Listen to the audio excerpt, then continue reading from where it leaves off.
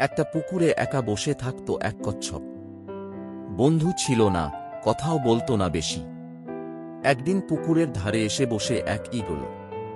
কচ্ছপ তাকিয়ে রইল। ঈগল বলল, তুমি কি একা একা থাকো? কচ্ছপ মাথা নেড়ে বলল, হ্যাঁ, কেউ আমার সাথে বন্ধুত্ব করে না। আমি ধীরে চলি, সবাই হাসে। ঈগল বলল, তুমি ধীর হলেও বুদ্ধিমান। আর আমি তো উড়তে পারি, কিন্তু তোমার মতো ধৈর্য নেই।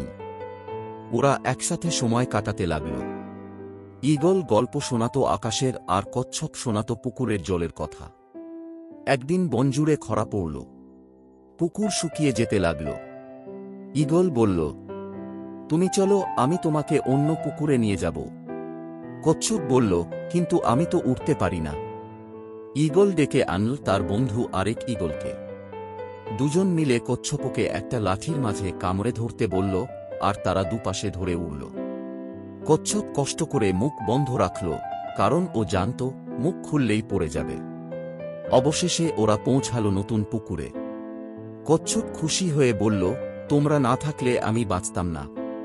ঈগল বলল, বন্ধুত্ব মানেই বিপদে পাশে থাকা।